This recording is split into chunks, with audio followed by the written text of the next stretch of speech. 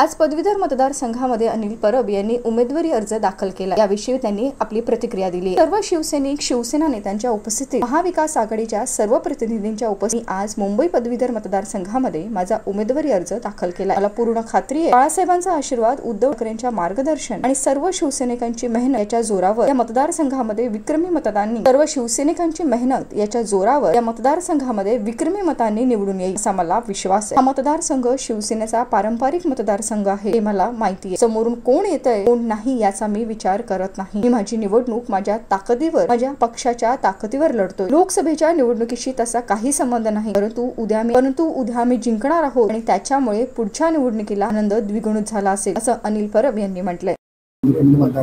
काय म्हणा मला समजलं ना।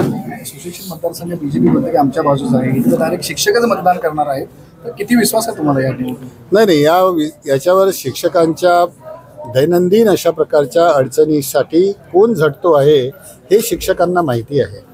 शिवसेनेने सुद्धा अनेक वेळेला अतिशय क्लिष्ट असे प्रश्न हे शिक्षकांचे सोडवलेले आहेत आणि आता सुद्धा जो प्रश्न शिक्षकांना फार मोठ्या प्रमाणात भेडसावतो जुन्या पेन्शन योजनेचा, त्या संदर्भात आदरणीय उद्धवजी साहेबांनी सांगितलंय की आमचं शासन ज्या वेळेला येईल त्यावेळेला हा प्रश्न आम्ही सोडवू शकू अशा प्रकारचा विश्वास त्यांनी सुद्धा शिक्षकांना दिलेला असल्यामुळे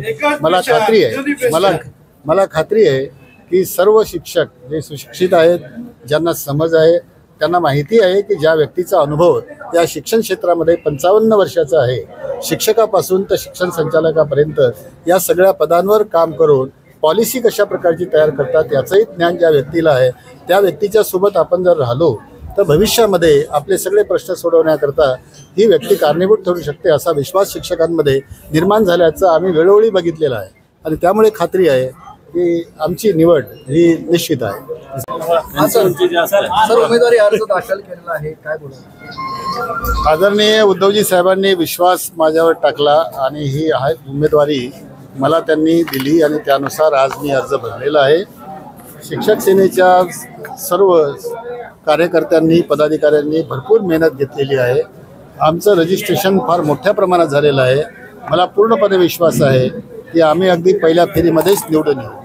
सर, तुमचं आणि कपिल पाटलांचं चाललं होतं की एकत्र एक उमेदवार घेता येईल, पण आता तसं होत नाही। ते आता मला माहिती नाही, ते वरच्या पातळीवरून काय ठरलं होतं, काय चर्चा झाली होती त्याबद्दल मला माहिती नाही, पण मला एवढं निश्चित माहिती आहे की आम्ही ज्या पद्धतीचे कष्ट घेतले, गेल्या 2 वर्षापासून ज्या पद्धतीने सर्व शिक्षकांच्या समस्यांशी आम्ही जोडलेले आहोत, त्यांना प्रश्नमुक्त करण्याचे आम्ही आटोकाट प्रयत्न गेल्या 15-16 वर्षापासून करतो आहोत। त्यामुळे मला विश्वास आहे की या मुंबईमधले सर्व शिक्षक आमच्या बाजूने राहतील आणि हे जी निवडणूक आहे ही एकतर्फी होऊ शकेल इतपत मला विश्वास आहे। सर, सुशिक्षित वर्ग काय तुमच्याकडून कुठला असा विशेष मुद्दा घेऊन नवीन शैक्षणिक धोरणामध्ये जे केंद्र शासनाने जे काही धोरण ठरवलेलं आहे त्या धोरणाविषयी आम्ही आतापर्यंत कधी टीका केलेली नाही, पण राज्य शासनाने जो एक अभ्यासक्रमाचा आराखडा तयार करण्याचा प्रयत्न केला त्याविषयी आमचे जरूर आक्षेप आहे।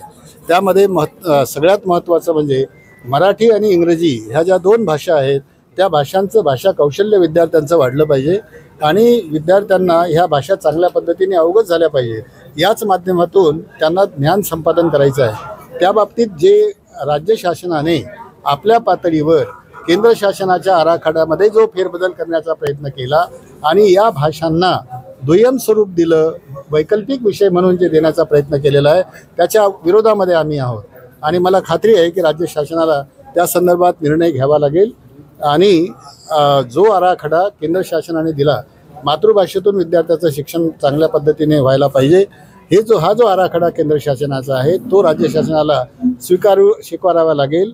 न स्वीकारल्यास आम्ही त्या संदर्भात राज्य शासनाला तशा प्रकारचा निर्णय घेण्यास भाग पाडू।